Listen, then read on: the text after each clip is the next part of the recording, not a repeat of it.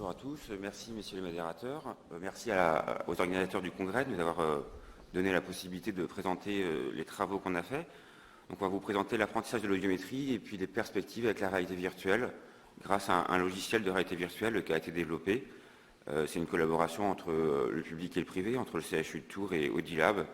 Et donc vous allez voir, on a fait un comité scientifique pour développer ce logiciel.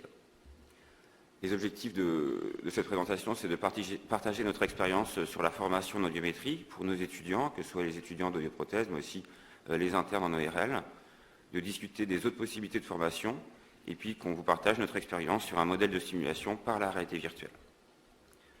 Juste avant, quelques petits cas cliniques pour vous montrer, si vous n'êtes pas persuadé, de l'intérêt de la formation, notamment en ORL. Donc un patient de 36 ans qui a une autosongeuse bilatérale. Il était appareillé en conduction aérienne et puis il se décide pour une chirurgie du côté gauche par un de nos confrères en dehors de notre centre. Il est adressé suite à la chirurgie pour une réhabilitation gauche par prothèse auditive en ancrage osseux, compte tenu de l'absence de résultats en post-opératoire. Et donc ça, c'est l'audiométrie qui nous est adressée quand le patient il vient pour un deuxième avis au CHU. On refait donc le bilan, nous, et là vous l'avez vu, hein, en tonal, il n'y a pas eu d'assourdissement et il n'y a pas eu de vocal.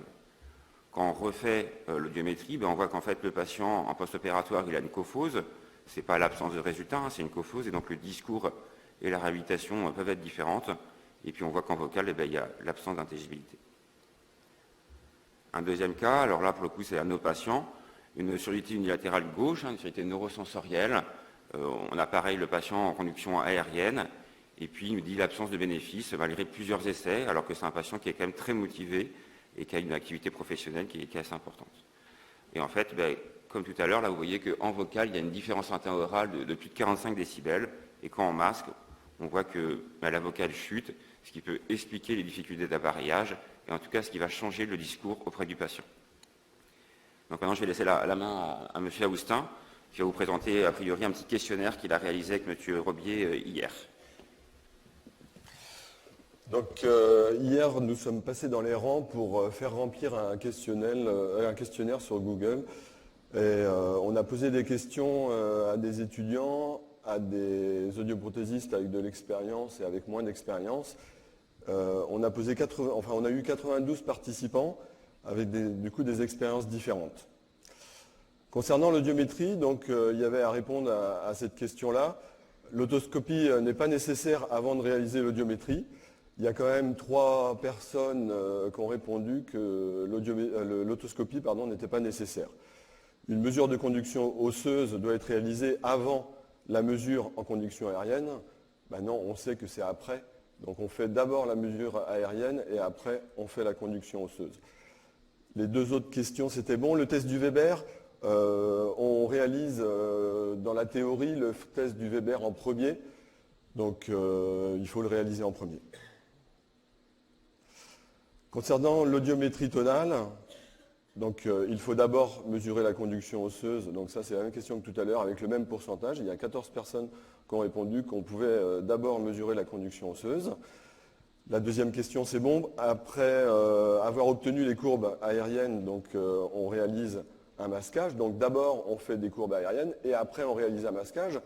Là il y a 40 étudiants qui nous disent qu'il faut d'abord on n'est pas obligé de réaliser les courbes aériennes et osseuses avant de commencer à masquer.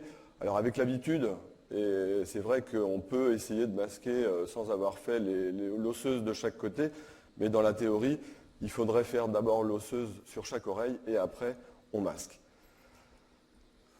L'audiométrie tonale est un bon reflet de la compréhension sonore du patient. Il y a 4 personnes qui nous ont dit que c'était un bon reflet, alors que l'audiométrie vocale est un bon reflet, mais l'audiométrie tonale ne l'est pas forcément.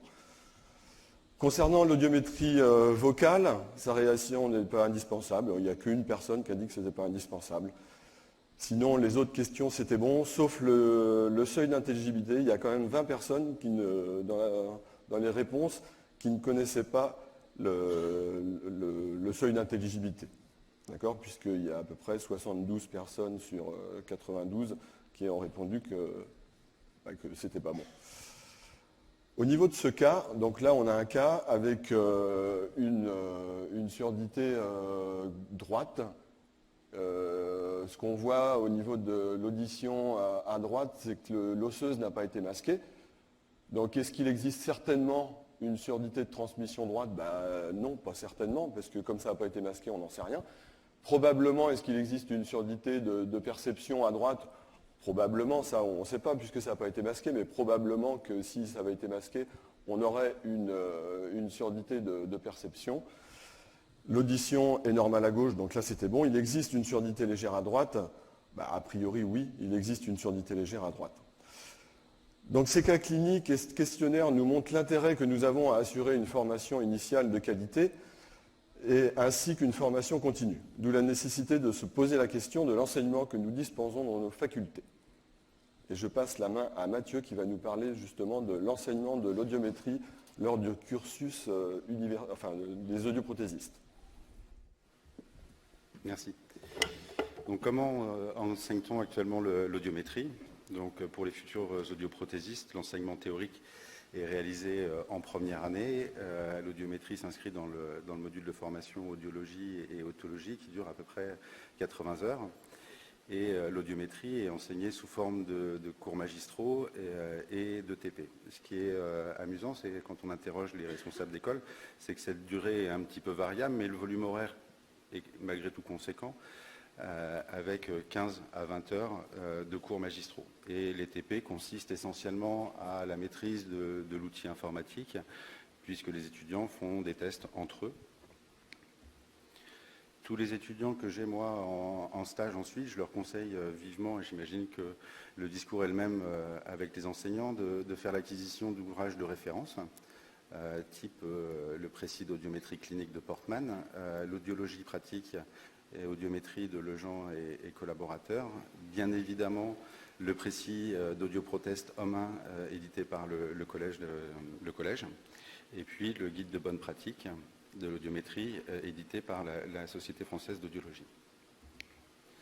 Donc suite à l'enseignement théorique, les étudiants vont faire un stage de 10 semaines dans un service hospitalier de service ORL, comprenant un département d'exploration fonctionnelle, et ça va leur permettre de découvrir la pratique médicale et chirurgicale des diverses pathologies de l'oreille. Et concernant l'audiométrie, ils vont avoir accès à l'ensemble des possibilités de masquage, tous les cas les plus complexes qu'on retrouve plus occasionnellement dans un centre d'audioprothèse. La deuxième année, donc le stage dans le laboratoire d'audioprothèse, a pour objectif de découvrir la thérapeutique prothétique, et à cette occasion, ils vont commencer à prendre la main avec le maître de stage et réaliser leur premier test. Et enfin, la troisième année, de nouveau un stage de 16 semaines, avec comme objectif une participation active de l'étudiant à l'appareillage du déficient auditif. Donc ils vont avoir pour le coup normalement une certaine autonomie. Et je voulais insister sur les difficultés que nous avons, nous, maîtres de stage, à objectiver en fait les compétences des futurs audioprothésistes en fonction du lieu de stage. Les niveaux vont être différents dans le sens où certains centres vont avoir comme patients plutôt des patients type presbyacousique, donc sans difficulté de masquage, etc. Et dans d'autres centres avec une activité différente en relation avec des CHU ou avec des indications de BHA, l'étudiant va avoir accès à des cas plus complexes d'audiométrie. Je passe la parole au professeur Bacos. Pour les ORL, les internes, ils ont, comme maintenant c'est passé à 6 ans l'internat en ORL, il y a un stage de 6 mois qui est devenu obligatoire depuis quelques années, qui est un stage réservé pour les explorations audiovestibulaires. Ils ont aussi la possibilité depuis 1 an maintenant de faire l'option audiologie, c'est-à-dire qu'ils vont, en plus du stage d'audiophonologie, réaliser 1 an orienté audiologie. Le stage d'audiologie, il reste quelques disparités et il y a beaucoup de variabilité surtout entre les différents centres pour savoir quand est-ce qu'il faut le faire. Est-ce qu'il faut que ce soit un très jeune interne, est-ce qu'il faut que ce soit un interne de milieu de parcours ou en fin d'internat. En fin d'internat, c'est très compliqué que nous on mette nos internes en audiophonologie parce que eux, leur but, ça reste principalement le bloc opératoire et c'est que quand ils sont chefs de clinique et qu'ils vont aller s'installer, qu'ils comprennent enfin la nécessité de la formation en audiométrie. Et puis c'est aussi qu'est-ce qu'on leur laisse faire pendant ce stage et quelle est l'organisation hebdomadaire entre l'audiométrie subjective et objective. Tout ça, ça nécessite des connaissances et des compétences. Alors l'acquisition des connaissances, c'est grâce à la théorie, et nous on cesse de répéter à nos internes, mais aussi à nos confrères qui ne sont pas de la spécialité ORL, que l'audiométrie, ce n'est pas des bip-bip, ça obéit à des lois mathématiques et physiologiques. Et je pense que c'est aussi votre rôle à tous de répéter à tout le monde que non, l'audiométrie, ce n'est pas des bip-bip, c'est compliqué, on peut se tromper, et si on se trompe, on l'a vu sur les cas cliniques, ça peut avoir des répercussions importantes. Et puis la pratique pour la compétence auprès des patients, normalement, nos internes, ils arrivent le premier jour en stage d'audiophonologie et avant, ce qu'ils faisaient, c'est qu'ils allaient directement voir le patient et commençaient, après une phase très courte d'observation. Cependant, le rapport de la HS de 2012, il ne dit jamais à la première fois sur le patient. Donc c'est ce qui se passe de plus en plus en chirurgie. On passe par des modèles de simulation avant d'aller au bloc opératoire. Il nous rappelle aussi ce rapport de promouvoir le développement de la simulation en santé. Donc il faut avoir des modèles de simulation, quels qu'ils soient, ils sont toujours complémentaires entre eux. Renforcer la sécurité du patient, la gestion des risques. Ainsi, un interne ou un étudiant fait une simulation trop forte d'un patient, il peut risquer un trauma acoustique, formé à des procédures, des gestes ou la prise en charge des situations. Les méthodes actuelles, c'est donc la phase d'observation, qui est une phase qui est dite passive, que vous faisiez avec vos étudiants. Vous allez lui expliquer, il va vous regarder. Puis après, la phase de supervision directe, semi-active, en présence du maître de stage. Donc ça correspond à ce qu'on a vu avec Jean-Marie Mathieu, en gros à peu près la 2e année. Et puis ensuite, la supervision indirecte, active, autonomie, où là, l'étudiant réalise seul l'examen, et puis après, il va le faire contrôler par son maître de stage, ce qui correspond à peu près à la 3e année. Pour réaliser des simulations, il est nécessaire de respecter certains principes qui sont la face validity, c'est-à-dire que le réalisme du modèle de simulation doit correspondre à peu près à la réalité. Le contenu, c'est la content validity, et l'expertise, c'est-à-dire qu'un logiciel de simulation est capable de différencier un expert d'un novice. Il existe plusieurs types de simulations, des simulations procédurales, d'autres avec des patients standardisés, et dans certaines écoles, on sait que ça se fait, on fait appel à des acteurs ou à des patients qui vont simuler par exemple une surdité. La simulation hybride, donc avec ici par exemple un mannequin de périnée chez une femme, une actrice qui va mimer une grossesse, c'est important parce que s'entraîner sur un mannequin c'est facile, mais après quand il y a une personne devant nous, c'est tout le discours à avoir qui est aussi de l'apprentissage. Il y a de plus en plus de laboratoires de simulation dans toutes les facultés, et puis il y a la possibilité donc de développer des interfaces informatiques. Comme la réalité virtuelle. L'intérêt de la réalité virtuelle, c'est pour la simulation, c'est un impact pédagogique qui est reconnu dans la littérature, avec une réduction des coûts, une amélioration de la sécurité du patient, et puis aussi une amélioration des compétences de l'apprenant. L'intérêt de la réalité virtuelle, en termes de simulation, c'est l'attractivité. Nos étudiants, quand on leur propose un logiciel en 2 dimensions sur un ordinateur ou de la réalité virtuelle, ils trouvent que c'est quand même plus immersif, l'interaction qu'ils peuvent avoir, et puis la diffusion de manière générale, ce n'est pas juste la réalité virtuelle, c'est tout ce qui est informatique, c'est assez facile à diffuser par la suite. La réalité virtuelle, ça existe depuis longtemps dans plein de domaines, et le premier, ça a été donc, par exemple les jeux, vous connaissez, mais ça a été aussi au niveau de la pédagogie, là, par exemple, il y a des logiciels qui sont sortis pour la géographie chez les enfants durant l'école primaire et le collège. Ça existe maintenant dans le domaine de l'immobilier pour l'immersion, de la visite des biens, puis ça a été développé dans l'armée. L'armée américaine, l'armée israélienne et l'armée norvégienne ont développé des systèmes de réalité virtuelle pour s'entraîner. Et c'est pareil, le but c'est de s'entraîner, d'améliorer ses compétences pour pouvoir réagir à certaines situations. UPS et Manpower ont fait la même chose. Manpower, ils vont entraîner les agents intérimaires sur un système de réalité virtuelle. Si leur score dépasse 70%, là ils ont le droit d'aller sur les chantiers. C'est important aussi d'avoir un score, et nous on se dit que peut-être qu'avec un module de réalité virtuelle en audiométrie, on pourrait se dire que l'étudiant doit avoir tel score avant de pouvoir passer sur le patient. Et puis bien sûr en médecine, en chirurgie, et pour tout ce qui est procédural, pour toutes les injections, il y a eu des modèles qui ont été développés en fonction des disciplines. Alors comment est-ce que nous on a développé? On a réuni un comité scientifique avec moi qui suis universitaire en ORL, on a pris un de nos internes parce qu'avoir l'avis d'un étudiant c'était important pour développer un système, pour savoir ce que les étudiants voulaient, et puis deux audioprothésistes, Mathieu et Jean-Marie. On a collaboré avec des ingénieurs, alors ils sont venus une première fois, ils ont compris que ils ont pensé que ça allait être facile et que le logiciel allait sortir au bout de quelques mois. Au total, on a dû leur réexpliquer à chaque fois en quoi ça constituait l'audiométrie, les règles à respecter, et ça a duré 2 ans pour qu'on puisse sortir enfin le logiciel, et la dernière version, on vient de l'avoir il y a 1 mois. Et puis il y a eu donc plein de retours entre eux et nous, au total, je crois qu'ils ont fait 20 versions. On leur a expliqué donc les objectifs du simulateur, ce qu'on voulait, le caractère immersif, qu'on voulait évaluer les connaissances, les compétences, et on s'est dit tous les 4 ensemble que pour ça, on a évalué en gros à 7 cas cliniques, 7 cas cliniques chez l'adulte. Une des perspectives est de développer après chez l'enfant, de développer un logiciel qui permet de reconnaître les réponses comportementales de l'enfant suite à une simulation sonore. C'est une des perspectives qu'on a après. Donc il y a 7 cas cliniques avec 2 modes, un mode débutant et un mode confirmé. Dans le mode débutant, on va tester les connaissances et les compétences, et l'apprenant il aura un feedback à la suite s'il se trompe. S'il se trompe à une question, et tout à l'heure Jean-Marie vous fera une démonstration, s'il se trompe, il y a une petite alerte sonore, et là il y a un panneau qui s'affiche, et l'étudiant peut regarder et comprendre l'erreur qu'il a faite. En mode confirmé, le but c'est de faire du training sur tous les cas cliniques et que l'étudiant puisse voir que son score il s'améliore petit à petit.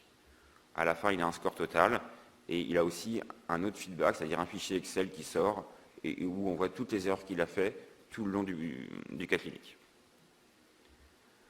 Ensuite, il a fallu valider ce logiciel de réalité virtuelle. Pour le valider, on a demandé à des gens extérieurs au projet de nous dire ce qu'ils en pensaient.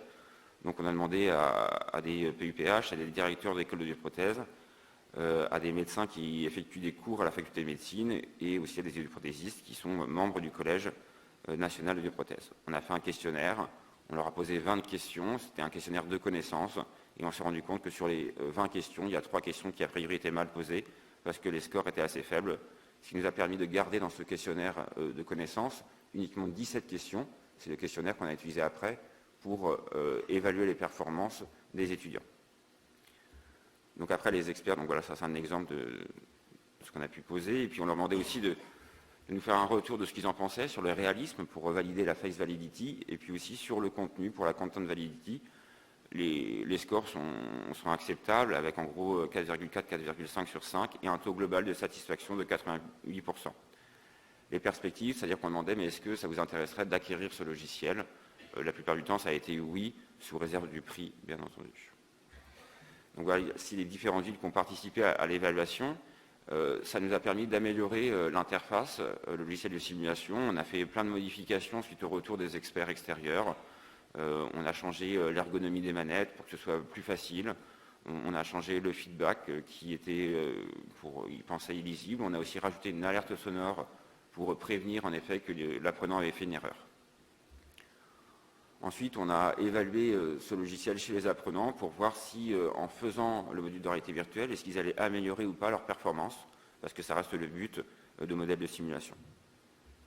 Donc on a recueilli les caractéristiques des apprenants, ils étaient 22 internes d'ORL à le faire, et vous voyez, le niveau moyen était de 6 semestres, c'est des internes qui n'avaient pas fait de stage d'audiophonologie. L'expérience moyenne d'un interne d'ORL, qui est donc en 3e année d'internat, il est de 7 audiométries par an. Alors que plus tard, il va en faire 7 par jour au moins. Et encore une fois, ils comprennent que quand ils sont chefs de clinique, avant de s'installer, la nécessité d'apprendre l'audiométrie. Donc on a fait une évaluation des connaissances, ce qui était donc le pré-test. Ils faisaient ensuite le module de réalité virtuelle, et il y avait un post-test, mais aussi on leur demandait ce qu'ils ont pensé de ce modèle de réalité virtuelle. Donc voici les résultats. Donc ici vous avez en bleu les 22 étudiants avant, avec une moyenne en gros, un score de 50 sur 100 au questionnaire qui a été validé par les experts. Et puis suite au passage d'un seul cas clinique en réalité virtuelle, ils vont augmenter leur performance de manière significative. Ils arrivent en gros à 60. Ce que le logiciel nous a montré aussi, c'est qu'après on a regardé en fonction de l'expérience des internes.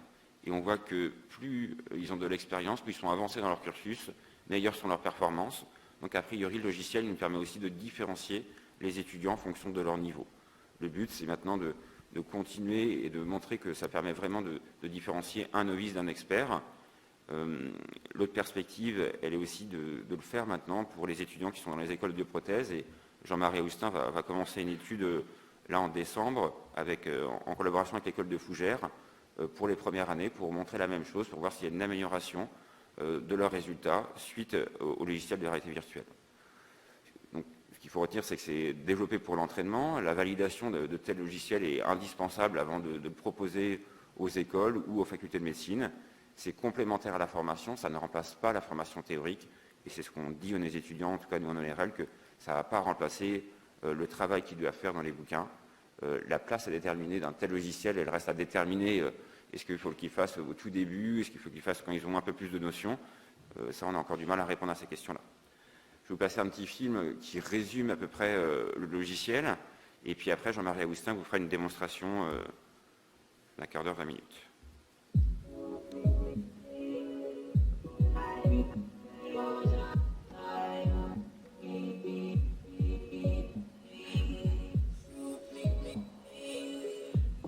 Donc là, c'est la salle de réalité virtuelle, qui est une salle bien sûr futuriste. Hein. Ça fait saliver aussi, comme à Québec.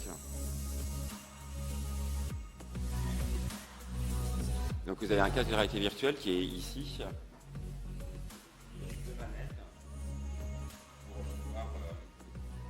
Pour pouvoir prendre des objets, on va vous le montrer après.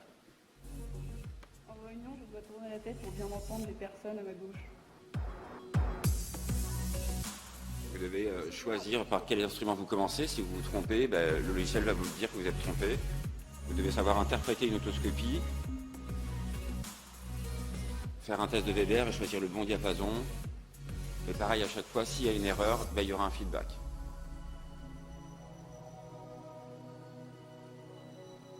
Et ensuite, on passe à l'audiométrie. Pour l'audiométrie, on a choisi que l'apprenant devait juste déterminer les seuils sur la fréquence 1000, 2000 et 4000 Hz. Après, le reste s'inscrit automatiquement. Parce que dès qu'on va faire plus de 20 minutes en réalité virtuelle, on risque un peu d'avoir des effets indésirables de la réalité virtuelle qui sont des nausées, une instabilité. Donc habituellement, dans la littérature, on ne dit pas plus de 20 minutes en réalité virtuelle. Et ensuite, une fois que le cas est terminé, que vous avez fait l'audiométrie, il y a plusieurs séries de questions à répondre. De questions à répondre. Et si vous vous trompez, pareil, il y a un feedback. Alors, il y a une analyse aussi d'imagerie, de scanner, d'IRM, qui est plus pour les internes d'ORL, où ils doivent savoir reconnaître des pathologies ou des processus tumoraux. Et donc là, c'est le feedback qu'ils ont à la fin, qu'on peut leur donner, qui va récapituler toutes leurs erreurs. Vas-y, on va pouvoir switcher, s'il vous plaît, en régie. Ouais. Et le micro, 1, 2, 3, vous m'entendez? Donc là, je vais mettre le casque et on va lancer une session d'entraînement. Donc là, vous pouvez voir, donc on a les 7 cas qui sont enregistrés sur le logiciel. On va choisir un cas parmi les 7. Et donc vous voyez, on a un mode débutant ou confirmé, comme le professeur Bacos vous disait. Le débutant, on aura un feedback, ça veut dire qu'on aura une information. À chaque fois qu'on se trompe, le logiciel nous mettra une petite information pourquoi on s'est trompé, donc ça permet d'apprendre. Et le mode confirmé, il n'y aura rien, ça veut dire qu'on peut aller de A à Z en se trompant depuis le départ, et à la fin, l'étudiant répondra aux questions et verra à la fin seulement qu'il s'est trompé. Donc après, on va lancer le cas et on met le casque de réalité virtuelle. Donc avec des manettes. On n'a pas réussi à sortir le son dans la salle, donc je vais vous dire au fur et à mesure ce qu'on me dit à l'oreille. Donc là, vous avez la salle de réalité virtuelle avec le patient. On a les extérieurs. Et donc, au niveau de la salle, on peut bouger, on peut aller près du fauteuil avec tous les instruments qu'on a à disposition. On peut aller regarder au niveau de l'écran au fur et à mesure. Sur cet écran-là, on va avoir l'autoscopie qui va se mettre, le Weber, etc. Donc vous verrez plus après. Et puis là, le feedback qui permet, donc, dès qu'il y a une erreur, d'avoir une information sur le feedback, pourquoi on s'est trompé. Donc là, hop, je reviens à côté de mon patient. Et là, on va faire l'interrogatoire. Donc là, il parle, bien le bonjour. Alors voilà, j'ai 75 ans et ça fait bien 7 ans qu'il entend moins bien. Ça le gêne beaucoup. Quand il va voir son petit-fils jouer au foot, il joue au Tour FC, impossible de suivre les conversations avec les parents des autres joueurs dans les tribunes. En fin de compte, dès qu'il y a un peu de bruit, j'ai du mal à suivre les conversations. Donc là, on a notre petite anamnèse. On peut aller voir, comme je vous disais tout à l'heure, donc là, il y a un récapitulatif. Un homme, 75 ans, hypoacousie bilatérale. Ça fait 5 ans qu'il est gêné principalement dans les milieux bruyants. Donc on voit en dessous, pas d'autoré, pas de sensation vertigineuse, pas de plénitude d'oreille. Donc je vais revenir à côté de mon patient. Et là, on va cliquer sur examen clinique. Donc notre patient arrive sur le fauteuil. Et donc, on arrive auprès de notre patient et là, on va commencer l'examen. Donc, l'examen, on va commencer par le Weber. Et donc là, il y a une information sur le feedback qui nous met qu'une audiométrie doit débuter par un interrogatoire bien conduit et l'autoscopie est également indispensable. Donc là, si on se trompe dès le départ, on a une petite musique qui arrive dans l'oreille pour dire « Attention, il y a une erreur, allez regarder sur le feedback pourquoi vous vous êtes trompé ». Donc là, je mets l'autoscopie, donc je mets l'autoscope. Et là, on a des questions à répondre. Donc, on va répondre. Donc là, je fais exprès de me tromper, pour que vous puissiez...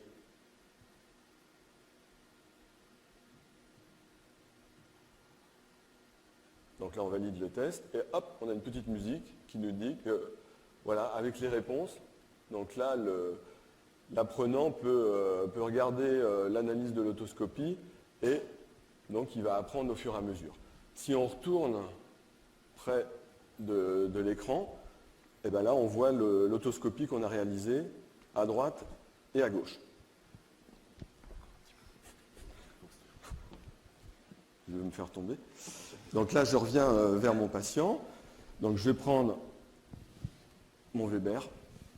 Et donc là, il me dit qu'il entend le son au milieu, pareil des deux côtés. Donc en théorie, on ne peut pas conclure. Je vais mettre que c'est une surdité de transmission. Je valide. Et là, donc on a un feedback qui nous dit que si le Weber est réalisé du côté sain, il s'agit d'une surdité de perception. Si le Weber est réalisé du côté atteint, il s'agit d'une surdité de transmission.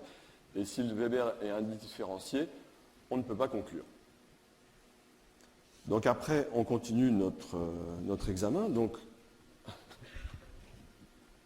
attendez, je vais en bouger parce que là... Donc là, on donne la petite poire et on met le casque. C'est pas facile. Non, c'est tellement immersif. D'accord. Donc là, je reviens. Donc là, on choisit le côté du casque, donc le rouge à droite. Donc on valide. Et là, on va à notre écran au niveau de l'audiométrie, où là, on a le choix entre tonale et vocale. Donc on va commencer par une tonale. Et donc là, il me dit, commençons par l'audiométrie tonale. Donc là, on va commencer par l'aérienne. Et comme il n'y avait pas de différence, on va se dire, on commence par l'oreille droite. Donc avec le joystick, là, vous voyez à l'écran, on va bouger la fréquence et l'intensité. Et avec la manette droite, on va envoyer un son. Là, j'envoie un son. Vous avez vu le 1000 Hz s'affiche en vert. Ça veut dire qu'il a entendu. Donc, il y a des légendes, oui, sur les manettes. Vous voyez, pour envoyer le signal, pointer, attraper un objet, valider le signal. Et donc, vous voyez au niveau du feedback aussi, on a la légende de l'audiogramme.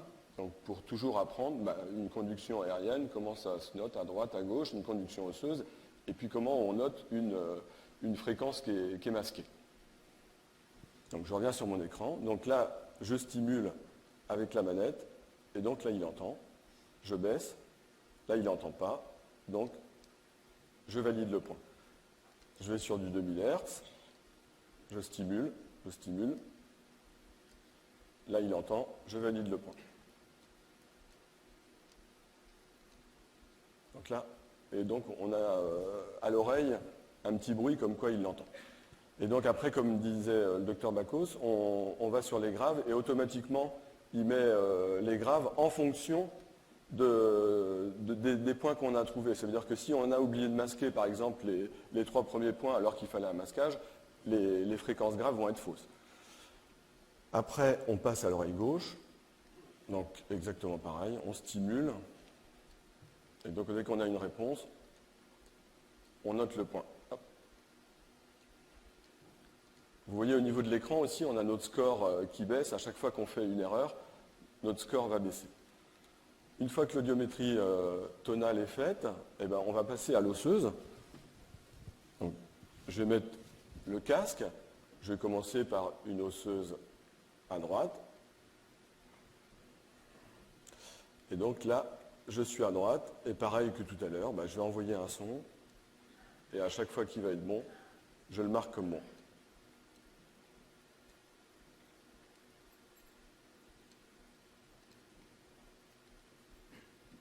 Et donc pareil au niveau de l'osseux, il extrapole les 2 points. Je passe au niveau de l'oreille gauche.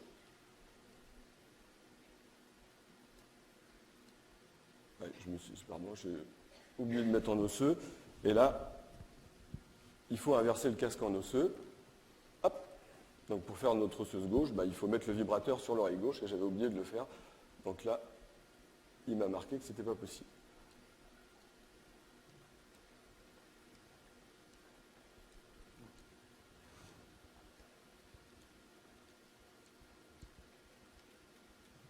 Donc une fois qu'on a réalisé l'examen, on valide l'examen et on continue. Donc là, on va faire une audiométrie vocale, donc on lui remet le casque dans le bon sens, et là on va partir sur une audiométrie vocale. Donc on va se mettre, là on est à l'oreille droite, on va se mettre à 70 décibels, et je vais envoyer la stimulation. Donc là le râteau, donc il valide, le point est bon, donc je valide sa réponse. Le donjon, il m'a dit que c'était bon, donc je valide. Le sergent, le crémier, les niveaux. A priori, je suis à 70, je vais avoir tout bon, le refrain, le veston, le formant, le bûcher, le cachot. Une fois que j'ai validé un premier point, je baisse et je stimule. Donc on ne refait pas des listes de mots, on ne va pas faire 10 mots à chaque intensité. Une fois qu'on a compris qu'à une intensité, on a vu les 10 mots, le logiciel le fait automatiquement. C'est toujours pour aller plus vite pour les 20 minutes d'immersion. Donc après, s'il avait fallu masquer, bien sûr, avec la flèche, là, je peux envoyer un masque. Donc là, je l'enlève parce qu'il n'y a pas besoin. Je passe à l'oreille gauche, et pareil, je commence à 70, je stimule le bouchon, le souper, le rondin, le grumeau, le rebut, le glaçon, le réchaud. Je vais mettre que c'est faux. Le coffret, je dis que c'est faux. Il répète bien, mais c'est juste pour vous montrer. Donc là, on a une faute. On va stimuler. Et donc là, il va trouver l'audiogramme. On valide l'examen. Et donc, on va aller vers l'écran au fond pour répondre aux questions. Je suis super prêt. Attendez, hop. Donc là, on va répondre aux questions qui sont posées. Donc, quel est le seuil d'intelligibilité à gauche? Le seuil d'intelligibilité à gauche, on va mettre 45% et on valide. Et là, on a une petite faute, donc le seuil d'intelligibilité correspond au seuil retrouvé pour 50% des mots compris. Voilà. Donc toujours pour apprendre, si on se trompe, il nous met un petit feedback pour dire on s'est trompé. Je fais la question suivante. Le seuil de discrimination à gauche, on va dire il est à 100%. Donc là, c'est bon. Concernant cette audiométrie, les réponses exactes. Il existe une baisse de compliance du système tympano-ossiculaire bilatéral. Donc là, on va aller voir. Le système ossiculaire, a priori, il est fonctionnel. Il n'y a pas de problème d'impédance. Donc là, hop, je retourne sur la question. Le RIN audiométrique à gauche est de 35 décibels. Non, on a vu que c'était une surdité de perception. Le seuil moyen tonal aérien est d'environ 50 décibels. On va aller voir. On fait notre petit calcul. Il doit être à peu près de 50 décibels. Donc ça, on va mettre que c'est bon. Il existe une surdité moyenne droite. On va mettre que c'est bon. Et le tympanogramme est normal. Et on valide. Et là, donc, le seuil n'était pas à 50 décibels HR. On continue. La surdité de transmission gauche, non. Une surdité de perception neurosensorielle gauche, une surdité mixte à gauche, ben non, le tympanogramme gauche est normal, et il existe un trouble d'intelligibilité. Donc là, j'ai faux parce que, comme j'avais faux les mots, ben forcément, il n'y avait pas de trouble d'intelligibilité. Qu'est-ce qu'on demande comme examen complémentaire face à ce sujet? Est-ce qu'on demande des PEA, des ASSR, des TDM dérochés, IRM ou aucune bonne réponse? Je vais mettre aucune bonne réponse. Et là, c'est bon.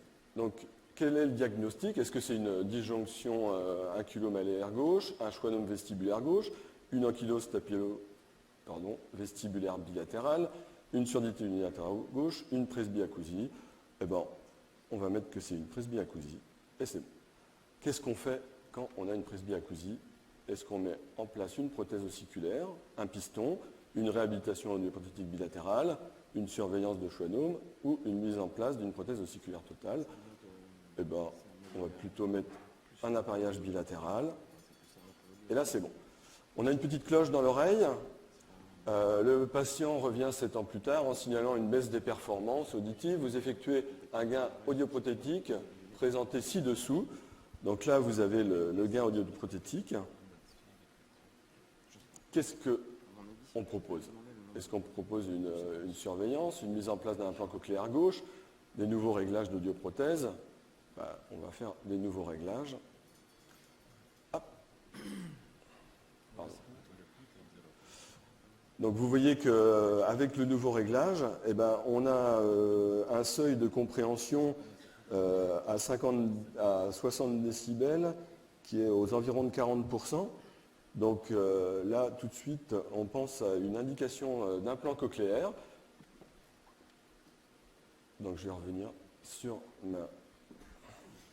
Donc on va mettre un implant cochléaire. Eh bien non, on va faire d'abord un bilan pré-implant cochléaire et on valide.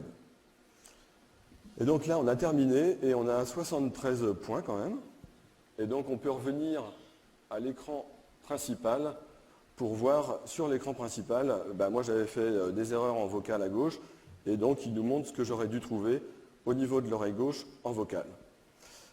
Donc après, comme vous disait le professeur Bacos, on peut sortir une feuille Excel à l'apprenant avec toutes les erreurs qu'il a réalisées au fur et à mesure pour qu'il puisse s'améliorer et donc pour qu'au niveau des séances futures, il améliore son score.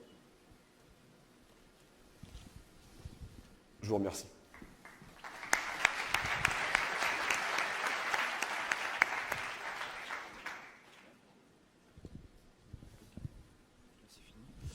Très bien, écoutez, merci pour cette... Ça va Jean-Marie? Oui, ça va. Ça bouge. Impeccable. Ça bouge, ça bouge. Bon, c'est un magnifique outil que vous avez développé. Donc on va voir s'il y a quelques questions dans la salle. Moi j'avais une question concernant le coût de développement de ce type de matériel. Ça me paraît très impressionnant. 2 ans pour le mettre en place. Est-ce que vous avez une idée du coût de développement, coût de développement? On parlera après du coût du que le développement, c'est 90 000. 90 000 €, ouais, d'accord. Tout le développement. Coût de développement.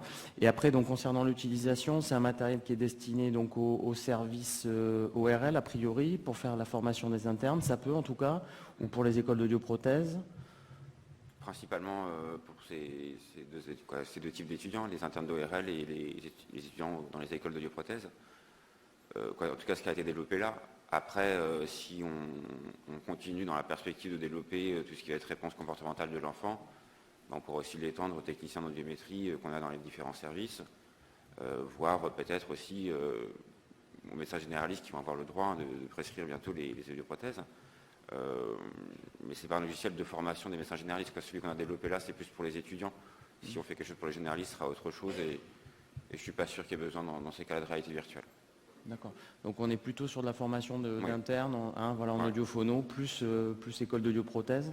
Et le coût pour un service ORL pour former ces internes, là pour le coup, le coût d'acquisition, est-ce que si vous avez un prix, c'est peut-être comme on est au début? On n'a pas encore de prix. La difficulté, c'est de bloquer le logiciel pour pas que le logiciel soit copié. Donc pour l'instant, on n'a pas la réponse. Enfin, on a eu une réponse du développeur. Le problème, c'est que le développeur, il nous avait fait un devis au départ aux alentours de 80 000 euros. Et d'autres sociétés étaient plus aux alentours de 120 130 000. Là, Et, tu parles, je pense tu parles du développement, là. Oui, mais du coup, il nous redemande de l'argent pour bloquer le système aujourd'hui. Et donc, c'est un petit peu compliqué avec lui. Donc, a priori, au niveau du développement, on peut prêter le matériel ou faire de la location, éventuellement. Je pense qu'on va plus partir sur une location parce que ce qu'on veut, c'est que le logiciel soit utilisé. Et on a peur que si on le fait payer à un CHU, il l'utilise une fois et après il le laisse dans le placard. Donc l'idée c'est plus de faire de la location, d'arriver dans le CHU, de leur montrer il faut utiliser les manettes. Au départ, on a l'impression que c'est facile comme ça. Il y a quand même une utilisation de manettes, donc il faut apprendre à utiliser les manettes, le logiciel. Donc je pense qu'on viendra sur place former les gens à l'utiliser et après faire des locations de 1 mois, par exemple, pour que tous les étudiants de l'école, par exemple, puissent passer sur le module et après on reprend le matériel. Oui, je pense qu'en effet, c'est probablement moins lourd qu'un matériel initial qui sera bien entendu très peu utilisé finalement à l'échelle d'une année. Oui, bien sûr, donc c'est pour ça qu'on a pensé à la location, on pense que c'est le meilleur moyen de diffusion. Le matériel concrètement, là on le voit bien, c'est un PC portable finalement et le matériel de réalité virtuelle, il n'y a pas besoin de... Il y a un PC portable et un Oculus, il faut que le PC portable soit suffisamment performant pour soutenir l'Oculus. Il y a quand même beaucoup d'images, donc il faut que le PC soit très performant, mais après... un PC classique suffirait. Donc, à mon avis, on prêtera le matériel en entier, on viendra avec l'Oculus, l'ordinateur, et on fera une location sur 1 mois. D'accord, très bien, merci beaucoup. Combien de séquences sont... Alors, vous l'avez peut-être précisé, j'ai entendu tout à l'heure, tu as parlé de 7K, mais il y a combien de séquences au total? Parce que donc on a vu qu'il y avait un mode expert, un mode il y a 7 cas cliniques, et soit on se met en mode débutant ou en confirmé. Et donc après, la seule différence entre le mode débutant et le mode confirmé, c'est qu'en mode débutant, comme vous l'avez vu, dès qu'on se trompe, il y a une erreur et on est obligé de faire l'examen, alors qu'en mode confirmé, on peut aller de A à Z en se trompant du début. Et si on se trompe depuis le début, par exemple sans masquer, on a un cas d'une surdité sévère et une audition normale de l'autre côté, on ne masque pas, on obtient une surdité à 60, donc là on part sur une surdité moyenne alors que c'est une surdité sévère. Donc on peut en mode confirmé aller de A à Z en se trompant à chaque fois, mais le logiciel ne va pas dire qu'on s'est trompé et c'est juste le score qui à chaque fois va baisser. Et si on se trompe depuis le départ au niveau de l'audiométrie, le score sera de 0, voire il sera négatif. Ouais. Disons que tu as 7K, mais en fonction des erreurs, ça multiplie les configurations différentes. En tout cas, voilà, on peut aller oui, au bout. Bien sûr. Il y a 7K définis. Il y a 7 cas, 7 audiométries, 7 anamnèses, 7 audiométries. D'accord. Merci. Marc. J'ai pas de questions. Alors, je ne sais pas si on a quelques questions dans la salle, peut-être. Avez-vous prévu de venir au Canada?